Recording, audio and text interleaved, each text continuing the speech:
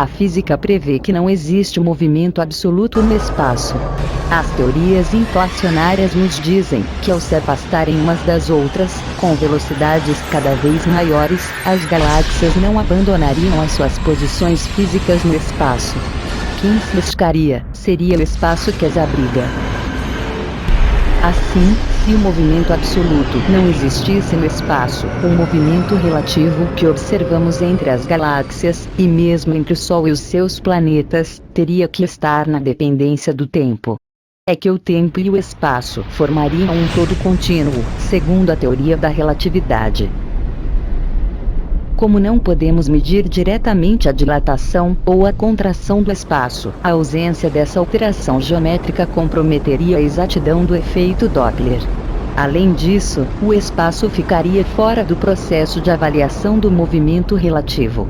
Mesmo que saibamos que o espaço é curvo, ele permaneceria plano para todos os efeitos.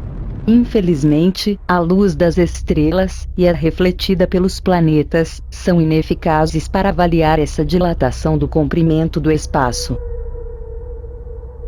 A condição de um movimento entre as galáxias ser apenas relativo e contínuo tornaria o espaço uma entidade fantasma. Isto é, você sabe que o espaço existe, mas não temos como demonstrar a sua dilatação ou a sua contração de forma direta. Quando você analisa o movimento relativo de um planeta ao longo do tempo, obtém como resultado uma órbita aparentemente circular. Isso manteve a humanidade cativa durante muitos séculos. O movimento circular era considerado a manifestação da perfeição divina. Para o observador, parece que a Terra gira em torno do Sol, formando um círculo perfeito.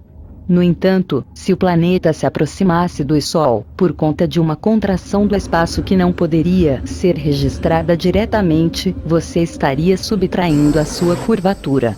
Sem a curvatura do espaço, o tempo deixaria de existir.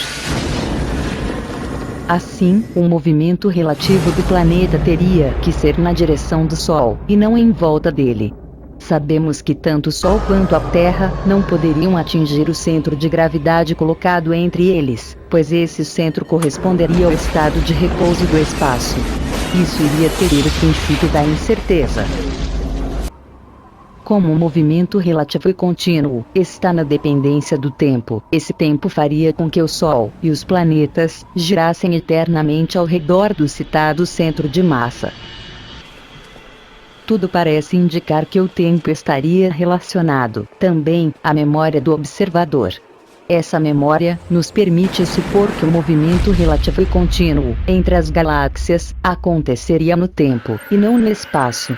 Tanto a nossa memória quanto o movimento relativo entre as estrelas dependem do tempo. Sem tempo, não há memória, e vice-versa. O movimento observável é contínuo, porque fora do tempo não existe movimento. É também relativo, porque as galáxias não abandonariam as suas posições físicas no espaço, enquanto se afastassem ou se aproximassem entre si. Como já foi dito, é o próprio espaço que se estica ou se contrai, sem que possamos medir essas suas alterações geométricas de forma direta.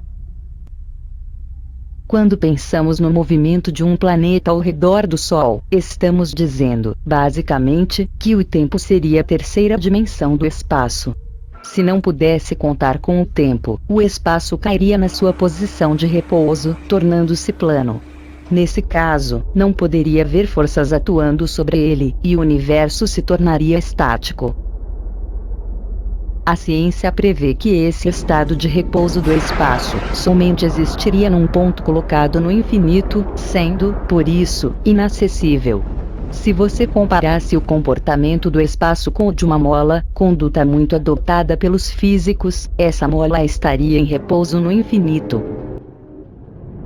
O conceito de cone de luz futuro do Sol nos permite perceber que o tempo deveria ser a terceira dimensão do espaço, e não a quarta. Normalmente, considera-se que a terceira dimensão seria a profundidade. O tempo seria a quarta. No entanto, no modelo de cone de luz futuro do Sol, adotado por Stephen Hawking no seu livro Uma Breve História do Tempo, o tempo é anterior à nossa noção de profundidade. Isto é, se não fosse pelo tempo, não haveria profundidade do espaço dentro do cone de luz futuro do Sol. O cone se achataria sobre as duas dimensões originais do espaço, que são a largura e o comprimento. Demonstrando ter uma intuição altamente desenvolvida, Johannes Kepler concluiu que as órbitas planetárias tinham que ser elípticas, e não circulares. Assim, como você não poderia descrever diretamente a elasticidade do espaço, não poderia, também, descrever diretamente a órbita elíptica. Ela seria o resultado da superposição das posições independentes, que um mesmo planeta deveria ocupar, ao longo do tempo. A ciência se viu obrigada a utilizar a luz, representando todas as formas de radiação, como única ferramenta disponível para descrever o espaço. Porém, os processos de rastreamento, que utilizam a luz, são indiretos.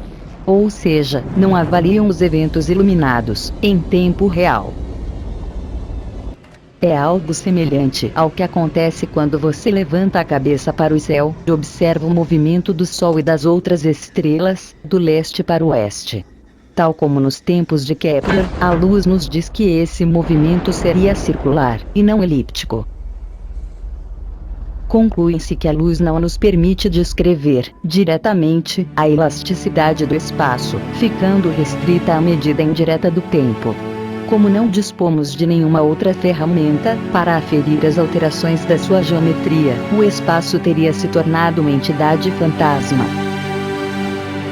A dilatação ou a contração do espaço ficaria oculta nas entrelinhas, e estaria por trás das órbitas elípticas dos planetas.